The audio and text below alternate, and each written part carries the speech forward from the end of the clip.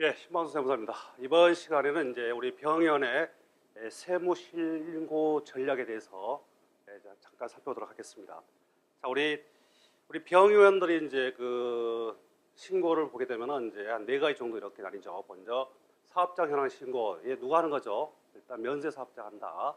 그리고 부가가치 신고는 이제 면세 사업자가 아닌 부가세 과세 사업자가 이제 하는 거죠. 그리고 종합소득세 신고했습니다. 이건 이제 일반 이제 신고하고 성실 신고 대상자 해서 일반 이제 신고자분들은 5월달에, 그리고 성실 신고 대상자는 이제 6월달에 이렇게 하는 거죠. 그리고 원천세 신고가 이제 매월 단위로 이렇게 있습니다. 자, 조금 세부적으로 약간 살펴본다면은 사업장 현황 신고는 다음에 2월 10일까지, 그렇죠. 그리고 이때 우리가 이제 그 수익 금액이라든지 그리고 사업장 현황 등등 이런 부분들을 우리가 이제 신고를 합니다. 여기서 중요한 것들은 뭐예요? 매출을 갖다가 우리가 누락하게 되면 여기에 대해서는 가산세가 있다. 이런 부분들.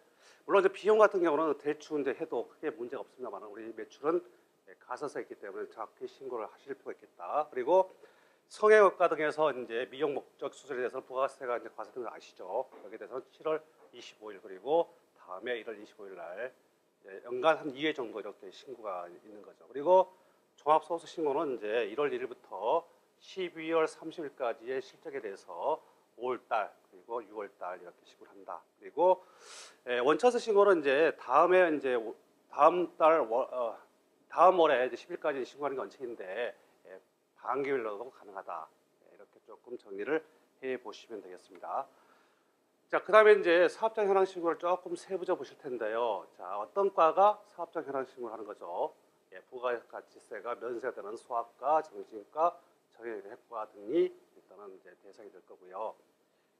한번 보시기 바랍니다. 자, 매출 누락 시 가산세 제외가 있다. 말씀드렸습니다. 자, 그 다음에 이제 사업장 현황 신고 사례인데요. 자, 질문이 세 가지가 주어졌네요. 자, 먼저 수익 금액을 누락하여 신고하는 경우 가산세는 부과되는가? 있습니다. 가산세가 있다. 자, 두 번째, 현금 수령액이 1억 원 있다면 사업자 현황 신고서 상에 3번란에 어느 곳에 기재되는가? 여기를 보시게 되면 이제 사업장 현황 신고서 이제가 있습니다. 이런 표가 있어요. 표가 있는데 금방 이제 질문이 뭐냐면은 이제 현금을 받는 부분 있죠. 이런 부분은 이쪽에서 이제 그 기표가 되는 거예요. 자, 이게 잠깐 보시면 이게 상당히 중요해요. 자, 신용카드로 매출액이 얼마가 되는지, 그리고 현금 영수증, 그리고 지로 매출액. 자, 나머지는 뭐예요? 현금. 총 10억 중에서 신용카드가 5억이고요. 현금 영수증이 2억이고, 지로가 1억이다. 나머지 1억은 뭐예요? 이제 현금이라는 거죠. 자, 이렇게 해서 이게 이제 추계가 돼야지 나중에 이제 소명이라든지 이런 것들에서 문제가 없습니다. 자, 다시 앞으로 돌아가가지고요. 자, 세 번째, 시설 현황이나 인건비 등이 사실과 차이가 난다면 가나세무서에서는 어떤 조치를 취하는가? 자, 매출액을 갖다가 누락하면 가산세가 있어요. 가산세가 있다. 그런데 비용은 어떻습니까? 비용은 이제 조금 누락해도 가산세 제재는 없다. 그렇죠. 다만 이게 이제 너무 차이가 나. 그래서 다른 데 비해서 다른 그 동종 평가에 비해서 너무 차이가 나면은 사업장 현황 조사를 갖다가 실제 나올 수가 있고 불필요한 세무 간섭을 받을 수가 있습니다. 자, 이 정도는 우리가 좀 알아두시면 좋겠다. 자, 사업장 현황 신고서 넘어가고요. 여기도 같이 넘어가겠습니다. 우리 저기 보시면은 기본 경비 보시죠.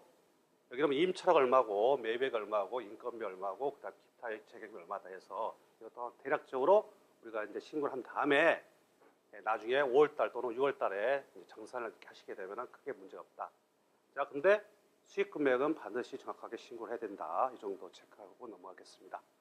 자, 그다음 부가가치세 제도. 자, 성형외과, 피부과, 치과 등에서 미용 목적의 시술 또는 수술을 하는 병과에서 부가가치세를 신고하게 된다. 그렇죠? 자, 7월 25일 다음에 1월 25일. 자, 어떤 것을 신고하느냐? 매출세에서 매입세를 뺀 이런 내용들을 신고하게 되는 거죠. 무신고 시 불이익 가산세가 있다. 자, 우리 부가가치세 과세되는 수술 항목들 이건 조금 전에도 제가 잠깐 말씀드렸는데 이런 것들이 있다. 이게 2014년 이전에는 5가지였죠. 쌍칼풀 등등 이렇게 해가지고 5가지였는데 그렇죠. 요게 2014년도에 들어와가지고는 이게 많이 추가가 됐다. 그렇죠. 안면 윤곽술, 치아 성형. 근데 여기서 치아 성형은 치아 미백하고요, 라미네트와 이제 잇몸 성형술을 말합니다. 그러니까 다른 이제 수술들은 해당성이 없다는 거예요. 이해되시죠? 예, 그리고 뭐 이제 후유증 치료 뭐 이런 것들은 뭐예요? 성형 수술에 속할 수 있겠지만은 치료 목적이란 말이죠. 이런 것들은 다 빼게끔 이렇게 돼 있습니다. 자, 제외한다 등등. 자, 그다음에 주근깨 등등 이런 것들 우리 여자분들이 조금 많이 이런 거 하시는데 이런 것들 전부 다 과세를 하는 걸로 이렇게 좀 바뀌었습니다. 자, 넘어가고요. 자, 그다음에 이제 우리가 조금 이제 그 실무에서 좀 중요한 단순 경비율 또는 이제 표준 소득률을 갖다가 조금 제가 설명드릴게요. 여기 잠깐 이 표를 보시게 되면은 자, 내과 같은 경우 지금 단순 경비율 얼마예요? 70.5%죠. 이 단순 경비율은 뭡니까? 일단은 소득 100 중에서 70.5%만큼 이게 뭐라는 거예요? 네, 경비라는 거거든요. 그래서 우리가 이제 이걸 빼면 얼마 나오죠? 29.5가 나오죠. 이게 이제 소득률인데 보통 우리가 이제 병원의 어떤 그 수익금이라든지 뭐 이제 그 사업자 현황 신고한다든지 그다음에 그 뭐죠? 소득세 신고할 때 이걸 갖다가 많이 우리가 참조를 합니다. 그래서 우리 이제 병가의 소득률이 29.5인데 우리가 신고한 뭐 소득률이 10%다. 그러면 차이가 심하잖아요. 그렇죠? 심하면은 세무 간섭을 받을 수가 있습니다. 신고 불성실도가 높아지기 때문에 나중에 세무조사 나올 가능성이 상당히 높습니다. 그래서 이게 상당히 중요해요. 뭐 다른 이제 비율도 있겠지만은 이게 상당히 중요하다. 그래서 제가 뭐 실무를 좀 해보면은 우리가 이제 보통 29.5% 우리가 신고를 갖다가 40% 했다. 이런 경우는 상당히 동종평가보다 많이 높게 했기 때문에 이런 경우는 세무조사가 나올 가능성이 많이 떨어지는 거예요. 그래서 이게 상당히 중요한 그런 지표입니다. 그래서 각 평가별로 이게 다 달라요. 그렇죠?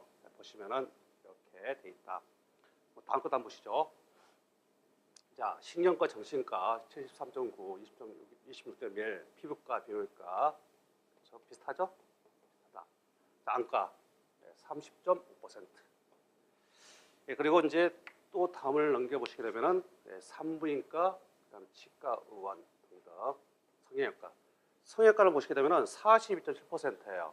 그러니까 100을 벌게 되면은 42.7원이 이제 경비고요. 나머지 57.3이 뭐예요? 이게 소득이라는 거거든요. 근데 우리 성형외과가 어떤 부분 성형외과가 자 이만큼 신고를 했어요. 같은 지역에서 그렇죠? 그래서 강남구에서 이제 성형외과를 하는데 이만큼 일단 신고를 했어. 근데 B 지역은 한 60% 했어요. 예를 들어서 60% 했다. 근데 외역이 비슷해. 그렇죠? 여기도 한 20억 하고 여기도 20억 해요. 그럼 뭐예요? 따져봐서 조금 이게 신고율이 낮죠. 그렇죠? 이런 경우는 어떻습니까? 여기에 대해서 좀 이래저래 따져봐가지고요. 세무조사 대상적으로 선정할 가능성이 높습니다. 네, 그래서 뭐 그 지역에 했던 그 이 소득률이 얼마가 되는지도 좀 중요하지만은 전체적으로 뭐 여기에 이제 수렴해가지고 신고를 갖다 좀 해야 되는데 성형외과는 보십시오. 100원 벌면 60원 정도가 소득이다 보니까 세금이 상당히 많아요. 그래서 뭐예요? 여기에서는 세금을 안 내게 해서 상당히 노력들을 많이 하죠.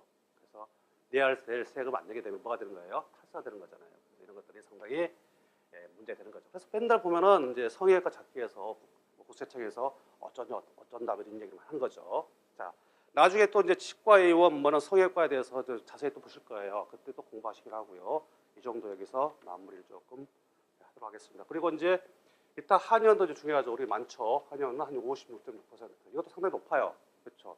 성형외과도 높고요. 한의원도 높습니다. 네, 그리고 뭐 기타 이제 의원들이 있는데 뭐 이 정도 된다. 자, 이번 시간에는 이제 우리 병의원들이 이제 우리 세무신고 하는 거 있죠. 거기에 대해서 간략하게 살펴봤고요. 뭐 자세한 것들은 또 나중 시간에 또 공부하도록 하겠습니다. 네, 마치겠습니다.